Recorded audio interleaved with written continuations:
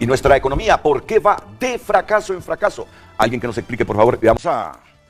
No vamos a consumir el tiempo para analizar esto, porque entonces nos quedamos sin analizar las cosas puntuales que traemos en agenda hoy. Seguramente habrán comentarios generales sobre este contenido de lo que dijeron los ganadores del Premio Nobel de Economía.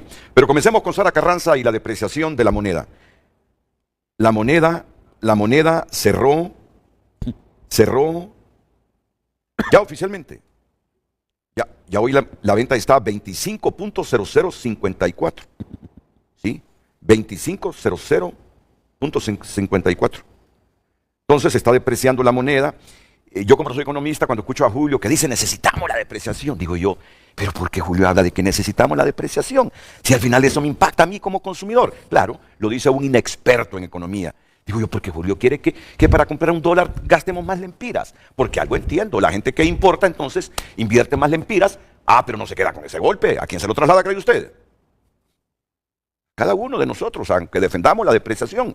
Entonces yo, desde mi neófita información económica, me pregunto, ¿y por qué Julio defiende que se deprecie la moneda? Cuando eso al final me perjudica. Digo yo, alguna razón hay científica, económica para esto. Y debe haberlo, pues. Solo que yo no lo entiendo. Pero esta mañana, al igual que usted, lo quiero entender. Sinceramente lo quiero entender. ¿Y por qué es bueno que se deprecie la moneda? Primero salgamos de la ignorancia que tenemos muchos. Que cuando escuchamos defender la depreciación de la moneda, nos preguntamos, ¿y por qué defienden la depreciación de la moneda? Si al final esto impacta en los consumidores. Y creo que la mayoría deberíamos ser objetos del beneficio.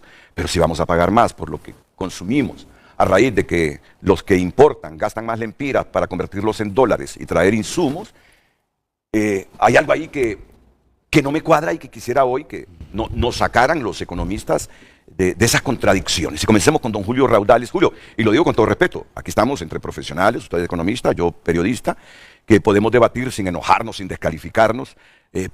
¿Por qué es en esta coyuntura importante que se deprecie la moneda, que compremos con más lempiras un dólar?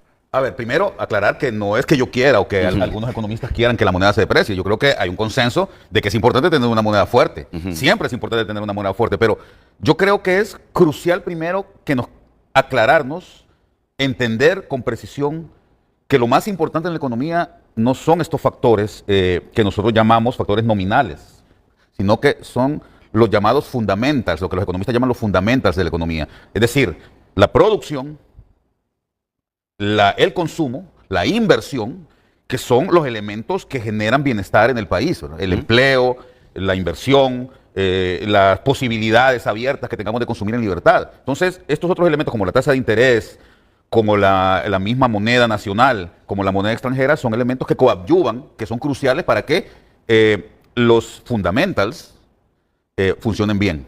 O sea, el consumo, el trabajo, el ingreso, la inversión van a funcionar bien en la medida en que también funcionen bien estos otros elementos adicionales que son nominales. Es que ayer yo venía con don Miguel. ¿Quién es don Miguel? Don Miguel es un carpintero humilde que vive en la aldea de Támara. Y lo traía en mi carro. Veníamos a comprar una madera para hacer un mueblecito pequeño. Gasté como 1.200 lempiras en comprar unas 3 tablas de cedro.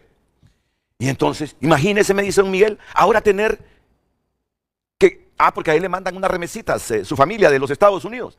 Tener que gastar más lempiras, dice, para adquirir un dólar. Y el hombre venía así con la cabeza, que no entendía. No entendía. Entonces yo quiero que hoy los panelistas presentes, que todos son pedagogos, todos han enseñado economía a diversas clases en diversas universidades, nos expliquen de la manera más sencilla algo que no entiende la gente. Ok, entonces te cierro. Ok. ¿Qué es lo que sucede entonces, Renato? ¿Qué es lo que ha estado pasando en el país? Es el tercer año consecutivo, y esto yo no lo había visto nunca, y yo me llevo estudiando economía, yo estudio economía todos los días, y es la primera vez en que yo veo que durante 3 años consecutivos las exportaciones están cayendo.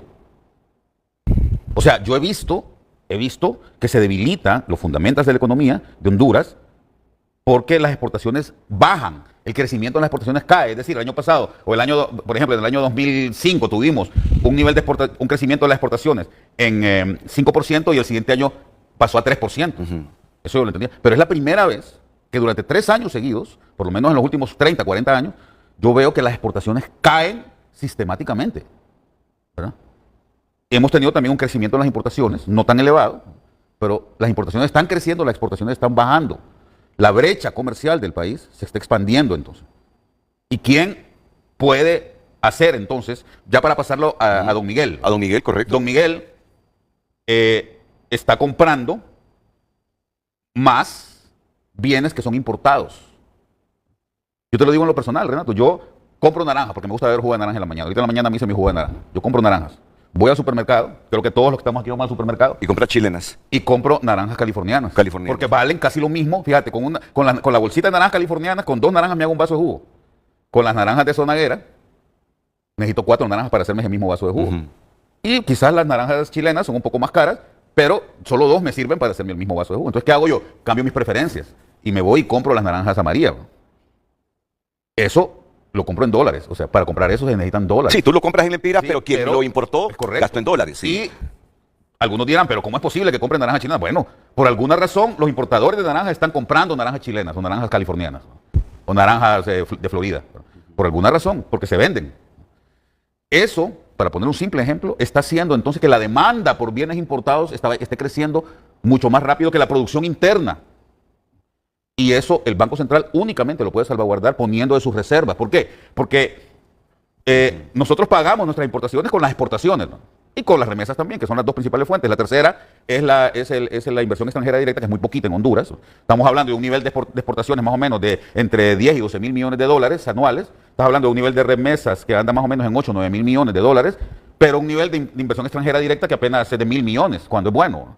Y lo otro son los préstamos, que sobre todo, pero también el sector privado hace, pero sobre todo el gobierno, que anda más o menos entre 1.500, 2.000 millones de dólares por año. Esas son las fuentes de dólares, las 4 fuentes principales de dólares que nosotros tenemos. Aquí no hay mercado de bolsa de valores ni nada de eso. Entonces, esas son las 4 fuentes.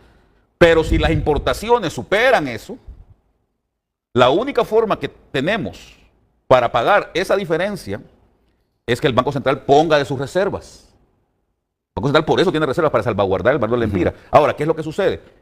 En esta coyuntura, el Banco Central ha mantenido de forma, y no es la única vez que se ha hecho, de forma artificial el tipo de cambio, bajo, no lo deja crecer. ¿Y cuál es el precio que se paga? Que entonces, si el tipo de cambio no se deprecia, yo voy a seguir teniendo incentivos para comprar bienes importados. La naranja californiana se va a ver más cara. Esa se va a ver más cara y yo digo, no, mejor me compro la naranja de Zonaguera, ¿verdad? Entonces, le estoy dando un incentivo cuando se deprecia la moneda. No estoy diciendo que hay que devaluarla por devaluarla. Estoy diciendo cuando adquiere el valor real, el que debería tener en el mercado. Entonces, yo le estoy dando incentivos a la gente para que compre más bienes hechos en Honduras. Entonces, tú lo que me estás diciendo es que el país debe producir más y producir de calidad para consumir lo que producimos. Renato, y en resumen, esto cierro porque yo sé que mis colegas acá acumulan mucha sabiduría al respecto también. Sobre todo Claudio, que trabajó en el Banco Central tanto tiempo. El secreto aquí, Renato, es buscar formas en que el país sea más productivo en todo sentido. Los economistas dicen que hay 2 tipos de bienes, los bienes transables en el mercado internacional y los bienes no transables. Y hay todo un modelo ahí, que yo sé que Memo, los dos matamoros que tengo aquí enseñan mucho en la universidad, el famoso modelo de transables y no transables, el modelo sueco, ¿no? Que dice que lo que hay que hacer es fortalecer estos 2 sectores, el sector de bienes no transables, que son los servicios, ¿verdad? Fundamentalmente, y los bienes transables internacionalmente también. Hay que fortalecer los 2, pero para eso el país tiene que hacerse más productivo. Y si nosotros nos hacemos muy dependientes de estar comprando solo cosas de afuera, nuestra producción se cae. Y ahí caemos en otra enfermedad que también dicen los economistas, que se llama la enfermedad holandesa. Y que la padecen, por ejemplo, Venezuela. Te pongo un caso concreto. Venezuela padece la enfermedad holandesa. ¿Por qué? Tiene un bien exportador que lo saca facilito. Correcto. Entonces depende solo de ese bien y dejan de sembrar. La gente se vuelve haragana, ¿verdad? Porque no quiere trabajar, porque no quiere producir internamente. Y ahí están los resultados. Exactamente. Entonces aquí más o menos ha pasado algo similar desde el 2000, desde el huracán Mitch. Y es que hay una suerte de enfermedad holandesa. Cuando vos vas... Yo me acuerdo que una vez yo estaba en Tela con mis hijos, hace muchos años, estaban pequeños mis hijos, y fui al banco de Tela porque se me perdió mi tarjeta de débito, y cuando dije, voy al banco a que me la restauren. Cuando voy, encuentro un montón de gente en la calle del banco. ¿Y esto qué? Digo, yo estaba en cola. La gente estaba esperando la remesa, no estaba trabajando, estaba esperando la remesa. Vamos a ver si lo entendí. Con mantener un tipo de cambio así, fijo, lo que provoco es estimular más las importaciones. Estimular más las importaciones. Un tipo de cambio artificialmente bajo. No, correcto, es lo que estoy diciendo, sí. Es lo que estoy diciendo. Estimulo más las importaciones. Pero si no producimos lo suficiente para exportar, entonces llega un momento en que el Banco Central tiene que utilizar los dólares en reserva, por eso es que ha venido decreciendo la cantidad de reservas internacionales, para satisfacer esas importaciones. Porque no estamos produciendo lo suficiente para exportar y traer dólares. Vivimos de esos 4 factores que dice Julio. Y el temor es gastar nuestras reservas simplemente para satisfacer importaciones. Si las teníamos, ¿en cuánto teníamos las reservas hasta hace unos 2, 3 años? 8.000. 8.000. ¿Y en cuánto las tenemos ahora? 6.800. Y todos los días viene Sarita Carranza. Mire que las reservas bajaron 10, 12 millones de dólares en esta semana. Viene la siguiente semana Sarita Carranza, nuestra especialista en economía. Mire que bajaron 20 millones de dólares esta semana. Oye, Sara, le digo, yo he escuchado que es suficiente tener reserva para 3.5 meses de importaciones. Pero si seguimos así, no solo vamos a llegar a garantizar 3.5 meses de importaciones, sino que vamos a seguir bajando. ¿Cómo paramos esto? Le pregunto. Produzcamos más y exportamos más. Ay, ¿por qué no lo hacemos? ¿Por qué no creamos las condiciones para producir y exportar más? ¿Dónde está el kit del asunto? Esa es la respuesta siguiente que viene de nuestros expertos economistas. Ya se sumó Roberto Lagos, pero primero la pausa comercial. Ahora sí voy a pedir más brevedad en las intervenciones. El moderador mismo se va a contener en la pregunta porque sea más corta y que nos dure lo que resta para explicarle todo esto a la población. Sigue Claudio Salgado en el uso de la palabra después de la pausa. Te dejo para que mires la comparación. Devaluación del Empira 1989-2024. Vamos a ver. Quítenme el rótulo, por favor, para comprender bien este cuadro. Interprétemelo, por favor, licenciado Matamoros. Sí, el gráfico lo que dice es cuánto se devaluó en lempiras respecto al dólar. Dice que en el gobierno de Callejas el dólar se incrementó 7.4 lempiras respecto al dólar, en el de Reina 3.68, Flores 2.57, en el gobierno de Maduro 3.35, de Mel solamente 2 centavos, Pepe 1.47, de Juan Orlando 4.16 y el actual gobierno, en lo que va del gobierno, 29 centavos. Sí, y en las últimas semanas. En las últimas semanas sé que se ha materializado esa depreciación. Roberto Lagos lo voy a tener y a Roberto le preocupa porque dice que se está haciendo esto simplemente porque lo exige el Fondo Monetario y que quieren un préstamo como de 250 millones de dólares. Millones. Entonces él tiene la sospecha de que al final esto se haga simplemente para conseguir ese dinero, pero que no sea sostenible en el futuro cercano el acuerdo con el Fondo Monetario Internacional. Ya lo vamos a escuchar. Terminemos entonces el segmento para que entre el economista Claudio Salgado. Claudio Salgado. Bueno, Renato, mis primeras palabras quiero señalar que no debemos de politizar este tema, Sí. por lo muy sensitivo que es para la economía nacional. Yo creo que hay que decirle a la población, a los inversionistas y a todos los depositantes que se ha devaluado, ¿cierto? Pero no de una forma abrupta, porque da la sensación como que se ha devaluado más allá del 2%. Quiero decirle que en mayo y en junio de 2020 ya habíamos alcanzado los 25 lempiras por $1. Entonces no es nada nuevo, no es nada histórico. Ahora, también quiero señalar de que lo que todos los países del mundo, todos, economías avanzadas, y nosotros también protegemos el tipo de cambio precisamente por eso. Aquí la verdad que la teoría económica señala de que uno debería dejar flotar la moneda y que sean las fuerzas del mercado el que estipule el tipo de cambio. Pero eso ninguna economía lo cumple.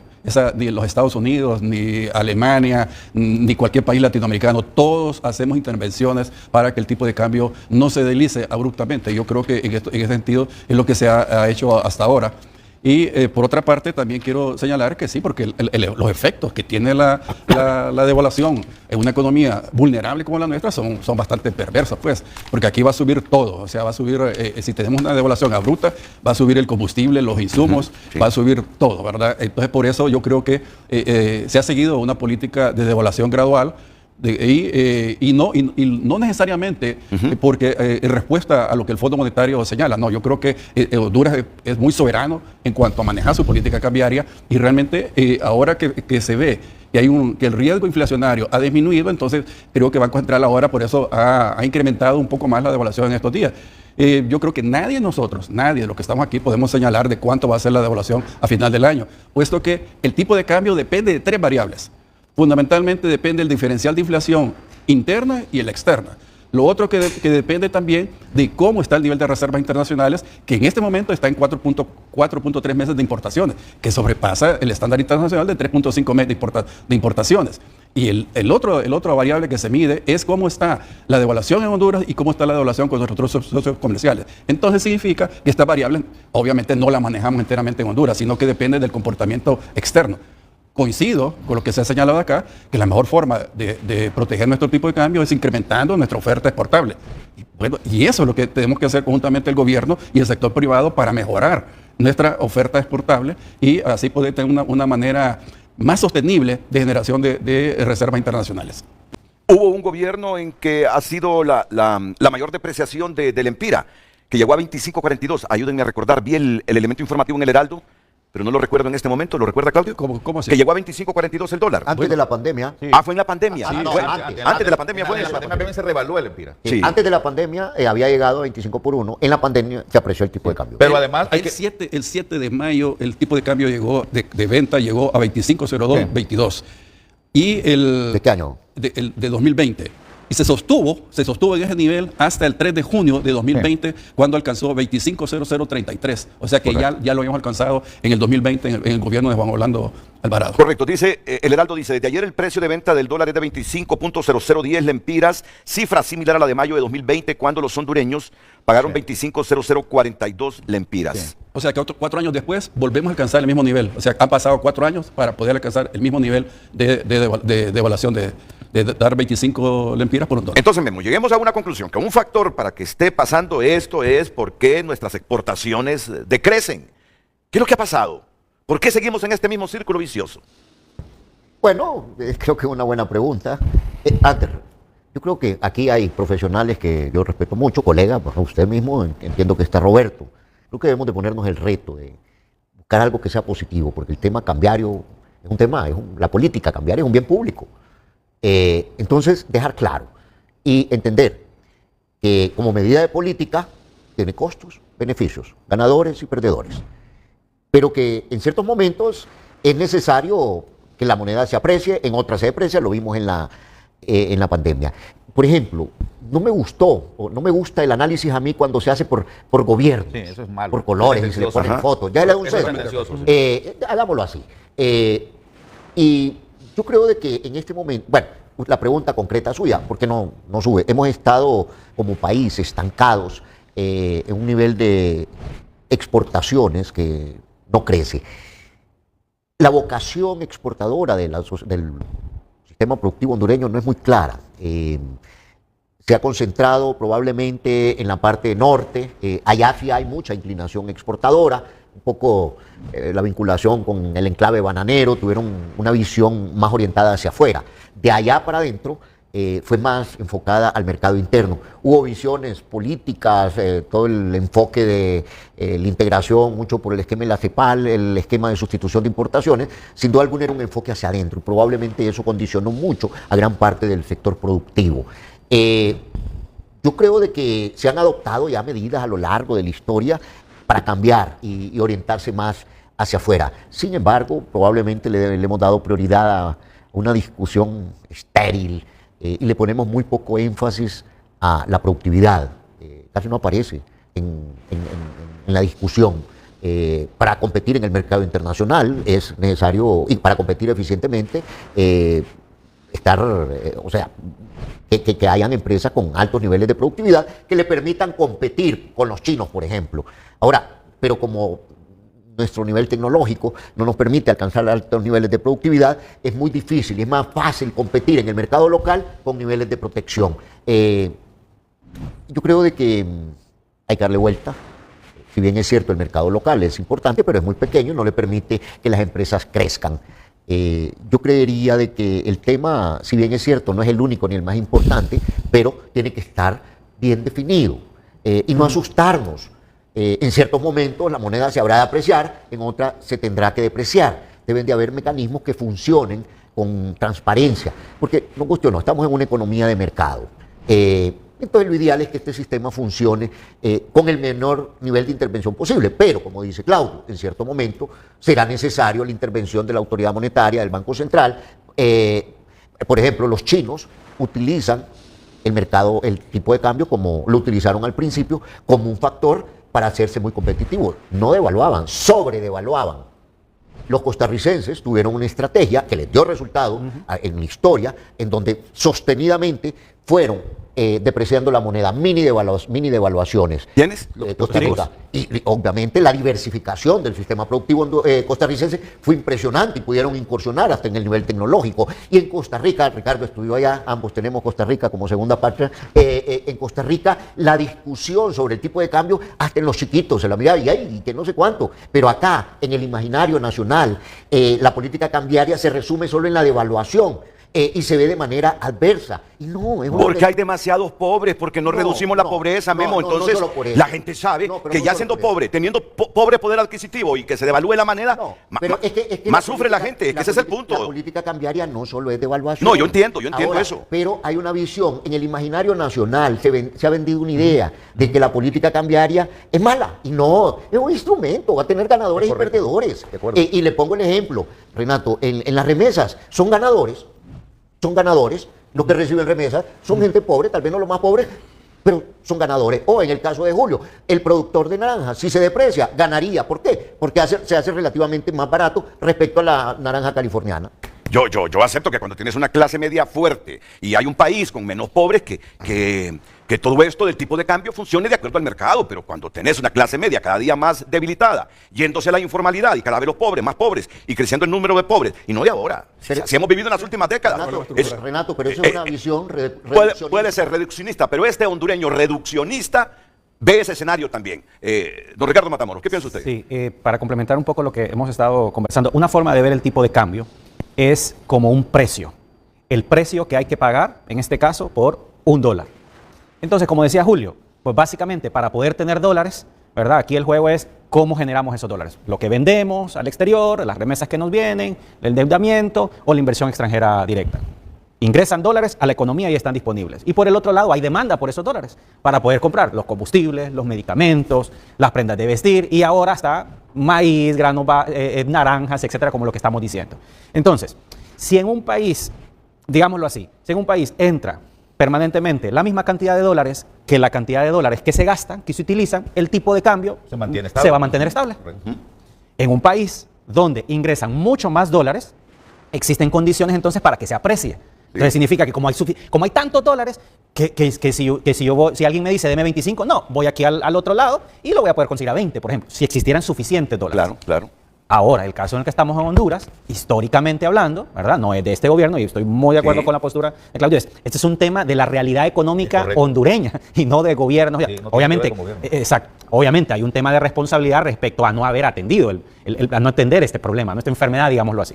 Entonces, obviamente, históricamente Honduras, al gastar más dólares de los que recibimos, entonces hay un tema, obviamente, en el cual, como no hay suficientes dólares, ¿qué tiende a pasar con el precio? A subir. Obviamente aquí los gobiernos tienen un poder de decisión, ¿no? El poder de decisión es en qué momento y de qué forma, ¿sí?, ese precio se va a regular. Y ahí es, como decía Claudio, el tema de la regulación, ¿no? Y aquí, por ejemplo, hay algo importante. Respecto a si el Banco Central tiene suficientes reservas internacionales, el Banco Central puede decidir de manera moderada, ¿verdad? Y de cómo lo articulo, si lo hago de manera abrupta o no. Yo sé, y aquí un poco de lo que decía don Guillermo hace algún momento, es el tema. Guillermo. Perdón. Que puede ser el hijo puede ser tu hijo. No, hombre. Hasta el mismo apellido tiene. Es el tema, por ejemplo, de justamente de cómo lo ve el pueblo hondureño. Entonces el pueblo hondureño, por lo general, y eso aquí en parte nuestra clase política tiene la responsabilidad, es porque se ha manejado como la política cambiaria como un tema para ganar votos, ¿verdad? O para ganar popularidad, ¿no? Entonces hay un mensaje fuerte en decir, en mi gobierno o nosotros no devaluamos, por la sensación que le da a las personas y porque la gente no está haciendo esta reflexión. Ay, qué bueno el gobierno que hizo esto o aquello, pero en realidad lo que está haciendo quien haga ese gobierno, lo que está haciendo es sacrificando entonces las reservas internacionales, ¿no? Escucho aquí que afirman todos los economistas aquí presentes que debemos crear certidumbre. Yo estoy de acuerdo en eso. Por eso mi pregunta esencial era, ¿cómo hacemos para que Honduras se vuelva más productiva? Este es un medio que hay que manejarlo bien. Si no se maneja bien, es un obstáculo para que Honduras se vuelva más productiva. Porque Memo, pero tampoco tú puedes obviar como periodista que hemos tenido más o menos en estos 2 años y medio, aunque la presidenta ya va a cumplir 3, un tipo de cambio fijo. ¿En cuánto se depreció la moneda antes de estas últimas semanas, antes de venir el Fondo Monetario Internacional? Claudio, ¿en cuánto se venía depreciando la moneda? La depreciación en todo el gobierno de la administración. Antes de estas últimas 2 semanas, 3 semanas. 0.9. Bueno, entonces, 0.9%. claro, no deja de asombrar que en estas 2 últimas semanas hayamos tenido esa depreciación. Yo como periodista me pregunto, ¿y por qué en estas últimas 2 semanas? Porque antes de estas últimas 2-3 semanas defendíamos el tipo de cambio prácticamente fijo. Es válida la pregunta, es una pregunta sin sesgo, no es politizar el tema. Pero no hubo tipo de cambio fijo. No, pero se mantuvo. Estable, Sí. estabilidad en el tipo de cambio. Pero en estas últimas 3 semanas se depreció en cuántos centavos. Hubo más aceleramiento. Correcto. Podemos decir. Entonces, Pero hubo, sí, no, en estos 2 años, 8 meses, hubo devaluación. Hubo devaluación. O sea, no podemos decir de que fue un tipo de cambio no, fijo. acepto. Porque el tipo de cambio Me fijo... gustaría ver acepto. El tipo de cómo va cambio a fijo ser de aquí a diciembre, por ejemplo, porque cuando hablo de certidumbre, Claudio, yo digo, bueno, el Banco Central debe de mandar señales, debe señalizar cuál es la expectativa, porque es un tema de expectativas. Entonces, de aquí a diciembre, yo hice algunos números y yo miraba que el tipo de cambio puede moverse a 25.50, 25.30, Mucho. No de creo. aquí a diciembre. Pero por eso, no creo. ¿cuál es la señal? Menos de cero, de un centavo, menos de la mitad de un centavo. Eso estamos... Sí, yo te voy a decir por qué. Y ese es mi punto. Y en eso yo coincido mucho con Roberto Lagos. El problema acá es que no estamos siendo responsables ni ajustándonos a los elementos técnicos que se definen, ¿verdad? Y yo creo que es bueno entender la historia para esto. En el 95 se cambió el esquema cambiario en Honduras. Se definió el Carolyn Peck famoso. En el 94, la junio del banda 94. cambiaria. Junio Y de del ahí 94. en adelante funcionó bien. Funcionó bien. Entre el 96 y 97, que ya nos adecuamos bien al nuevo esquema, hasta el 2017 no había ningún problema. ¿Por qué? Porque esta es una banda que se define, como bien decía Claudio en algún momento, técnicamente, con 3 criterios. También lo mencionó Roberto. El diferencial de inflaciones externa e interna, la canasta de monedas de nuestros principales socios comerciales y la cantidad de reservas internacionales que existen. Eso define el ancho de la banda, ¿verdad? Entonces, lo que te hace, te dice hasta dónde se puede deslizar la moneda. ¿Hasta dónde? Automáticamente. Nadie tiene que meter la mano ahí ni decir yo quiero que sea este el valor, sino que lo define esa banda cambiaria. Y bajo esos factores, ¿tú crees que la moneda debió depreciarse un poco más en Sí, estos porque en este primeros años? momento ese diferencial, ya lo mencionó Roberto también, el diferencial de inflación externa e interna se hizo más grande, ¿verdad? Porque la inflación hondureña creció, porque también las monedas de nuestros vecinos, que es importante eso, nuestros socios con los que competimos, también tuvieron su apreciación o su depreciación, ¿verdad? Y porque el nivel de reservas era lo suficientemente elevado. Entonces, el tipo de cambio hondureño, debido a la situación de comercio que se daba, estaba sumamente apreciado. El empire estaba sumamente apreciado y debió haberse deslizado más. Pero ¿qué sucede? Y esto es bien importante, Renato. Entra la capacidad volitiva de las autoridades que dicen, no, fíjate que yo no quiero que se deslice la moneda, aunque lo diga la banda, yo no quiero que se deslice, la voy a mantener artificialmente baja, ¿verdad? Y entonces... Esas son distorsiones. Esas son distorsiones porque ya tenemos una regla que no seguimos. ¿Y por qué no la seguimos? Y yo voy a dar la respuesta acá, que Ricardo, Claudio y Memo, ese ha sido mi argumento toda la vida. No tenemos un banco central independiente. La política monetaria y la política cambiaria en este país la define el presidente o alguien detrás del presidente de la República, lo cual para mí es nocivo. Es nocivo y eso no va a cambiar mientras no hagamos que el Banco Central sea totalmente independiente, ¿verdad? Porque, fíjate, en Estados Unidos, el presidente de la Reserva Federal ni siquiera conoce al presidente de la República. Ni siquiera lo conoce. No lo pone él, no lo pone el presidente. Ni se ha reunido nunca. ¿Por qué? Porque la política monetaria en cualquier país que sea serio tiene que ser absolutamente independiente. Eso es tan delicado que puede llevar a crisis tremendas en ciertos países. La no independencia del Banco Central argentino durante los últimos 20 años, durante los últimos 40 años, ¿verdad?, es lo que ha tenido a ese país de bruces en este momento, ¿verdad? Y están intentando sacarlo. Entonces, darle independencia al Banco Central es crucial. Cuando yo estuve en la administración pública, yo se los decía a mis colegas y se enojaban conmigo. Yo les decía, cambien esa ley del banco. Hagan el banco más independiente para que la política monetaria sea independiente. El banco tiene una buena estructura, es muy técnico, pero mientras tengamos directores del banco que son puestos por el presidente de la República, si tenemos un escritor, Renato, perdóname, pero de ahí de ese directorio hay 2 o 3 personas que saben. Hay una muchacha que porque era la hija del presidente del Congreso la pusieron ahí. Y cuando le preguntaron al presidente del Congreso cómo pone a su hija sin experiencia en temas económicos de directora del Banco Central, dice, ¿y qué? Si ella es mi hija, ella se lo merece, tiene los méritos porque es mi hija.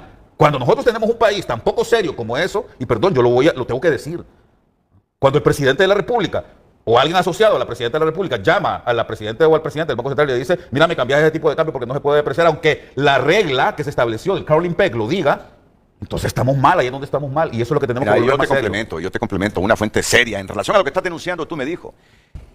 ¿Y sabes qué le dijo cuando el presidente o la presidenta del banco le dijo, no, esto no puede ser? Recordá quién te puso en ese cargo. Y esas son las distorsiones estructurales en que hemos vivido históricamente nosotros y que nos tienen así. Esas milésimas de centavo con que se deprecia la moneda, ¿cómo afectan el poder adquisitivo ya de nuestra gente, licenciado Matamoros? Bien, mire, definitivamente en los próximos meses observaremos un incremento de precios, pero lo decíamos creo que en otro medio de esta misma corporación.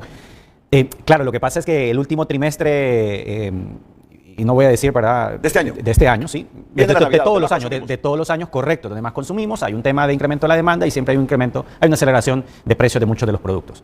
Claudio, es si se vio por factores internos y externos condicionado a esta depreciación de 12 centavos en las últimas semanas el gobierno, o justamente es para cumplir con ese acuerdo con el fondo en función de los cuantos millones que el fondo prestaría. 234 millones de dólares, que es lo que deja entrever Roberto Lagos, que me parece, y coincido con Roberto, en que seguir bajando el nivel de reservas, sabiendo los pagos que tenemos que hacer de bonos soberanos. ¿Cuánto tenemos que pagar?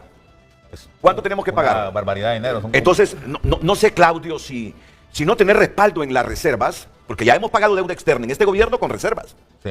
Ya hemos pagado deuda externa con reservas. Un indicador clave, además de los meses de importación, es la capacidad que tiene el país de hacer frente a su deuda con las reservas que tiene. Desde esa perspectiva, es importante conservar el nivel de reservas. O sea, yo no quiero dramatizar. ¿Se han perdido? Ok, se han perdido. Está bien, estamos en 4, creo que estamos en 4. 4.3. La meta, para mi gusto, debería ser 5. Muy alta, tiene un costo para toda la sociedad.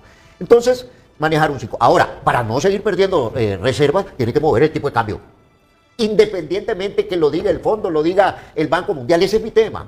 O sea, es de buena economía proteger las reservas internacionales netas. Ok, entonces la pregunta mía es, si no es un riesgo mantenerlas en 3.5 meses de importaciones, sabiendo el montón de compromisos que tiene el país y sabiendo que no estamos produciendo para traer dólares y exportar para traer dólares. ¿Qué tal si la respuesta viene después de la pausa comercial? Don Claudio. Renato, usted me hizo una pregunta de por qué ahora Banco Central ha acelerado, si es por recomendación del Fondo Monetario, sí, o por qué. Sí. Mire, yo le debo decir que lo que yo entiendo que Banco Central ha visto que el riesgo inflacionario ha disminuido. Entonces ahora sí se puede deslizar un poco más la moneda para proteger las reservas y mejorar la competitividad. Entonces no es por una recomendación del Fondo Monetario Internacional.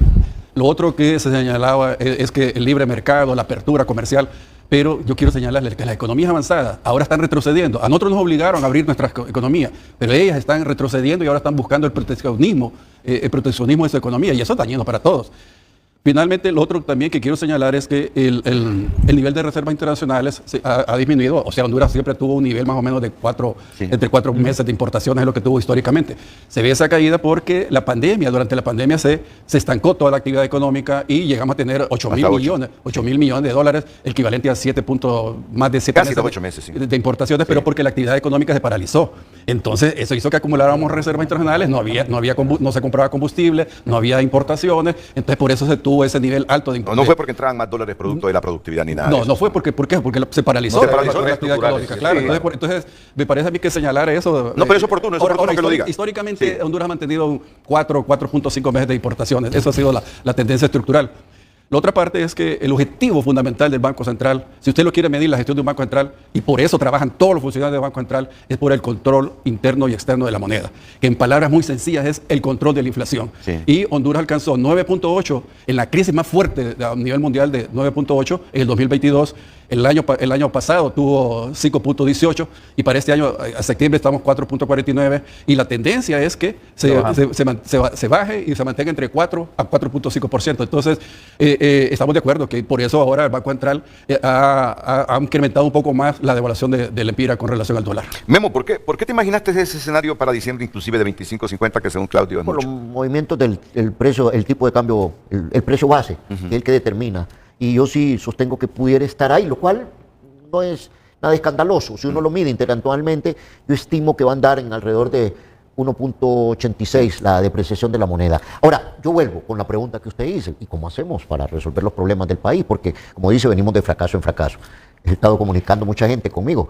Armando Eusebio, al quien yo le tengo mucho respeto y que anda en prospectiva, viendo los grandes cambios que se están dando a nivel mundial. Yo creo que Honduras puede entrar, no es un sueño, pero hay que adoptar las medidas necesarias. El tipo de cambio es uno de ellos, no es el más importante, va por la innovación tecnológica. Claro, hay que tener los precios adecuados, hay que formar a nuestra gente, hay que transformar el sistema productivo. Eso se puede lograr con un nivel de discusión. A mí me gusta mucho el tono que expresa Ricardo. Claro, está desde la universidad, lo veo una perspectiva tal vez más clara, menos confrontativa. Lo felicito, lo respeto mucho por eso. Eso es lo que ocupamos, consenso, cohesión social, para definir la Honduras que queremos de aquí hacia adelante, para contradecir lo que dice Harari, que no va a haber Honduras en 2050. cómo nos enfocamos. Son tiempos de inteligencia artificial. Y ya muchas cosas andan, no hay que verlas tan largo, pero hay que hacer enormes cambios. No podemos seguir con esta visión polarizante. Podemos tener divergencias en lo político, en la visión, pero al final del día todos buscamos el bienestar. Sí, pero mira, a mí me parece que es bueno que existan Ricardo Matamoros. A mí me parece que es bueno que existan Excelente. Roberto Lagos. Sí, somos amigos. Sí, que hacen contrapesos, sin descalificar, sin ofender, pero Claro. hacen No, ha contrapesos. sido un buen programa, pero Sí. me parece, ya no miraba, porque a veces acá muchos se vienen a gritar y no, a mí me ha gustado No. mucho el programa. Y es buena esa divergencia, pero esa divergencia nos debe de conducir a algo, ¿verdad? Y en este caso, la política cambiaria está es un bien. instrumento Es- normal, no nos debe de asustar. Hoy se está depreciando, pero van a haber momentos que se podrá apreciar. Es bueno que hayan Memo Matamoros, que hayan Claudio Salgado, que hayan supuesto que Julio sí. Raudales. Roberto, tienes unos 45 segundos para despedirte, aunque no terminamos. Me decía, solo permíteme, Roberto. Yo Sí. sé que esta es mi última participación ya. Quiero enfatizar a los inversionistas, a los depositantes, a la población hondureña, que no ha habido ni habrá una devaluación abrupta de la moneda. Hay que llevar tranquilidad a la población. Ok, gracias, Claudio. Roberto. Sí, pero solo como contraargumento, a quien le compete dar certidumbre y certeza a las autoridades monetarias, no a personas externas, ¿verdad? Que dicen no va a haber una devaluación abrupta. Quien tiene que dar las metas, tanto de inflación, tanto de deslizamiento, son las autoridades. Y el problema es que desde el gobierno miramos múltiples interlocutores, ¿verdad? Yo miraba el otro día el caso de Argentina, y esto para ponerlo como referencia, don Renato. Le preguntaron a Federico Sturzenegger, Federico Sturzenegger, graduado del MIT, el encargado de la reforma. Le preguntaron, díganos, ¿cuándo se abre el cepo cambiario? ¿Sabe cuál fue la respuesta de Sturzenegger? En este momento en el gabinete hay un único interlocutor y ese interlocutor se llama Caputo, ¿verdad? Entonces, eso le brinda seriedad. ¿Sabe por qué? Porque permite el tema, como lo decía Guillermo, el tema de las expectativas es clave. ¿Quién está brindando las expectativas a la población? ¿Verdad? Debe ser la persona con más credibilidad, con más consistencia y que es el encargado de que lleva la política económica del país. Pero en Honduras vemos una distorsión cuando de repente sale la presidenta del Banco Central, después sale el presidente de la Comisión, después sale el vicepresidente del Congreso. Entonces miramos multiplicidad de temas. Y sobre el punto final es totalmente de acuerdo con Guillermo en el punto de que la política monetaria es un instrumento más, pero reconociendo los riesgos que tiene de aplicarlo en momentos tardíos, ¿verdad? Reconociendo ese tema. Entonces, si la política monetaria bien aplicada se convierte en un instrumento más que da mucha seriedad, y estoy de acuerdo que tenemos que ver hacia el frente, sin embargo, tenemos que aprender de las experiencias negativas de atrás. Gracias, Roberto.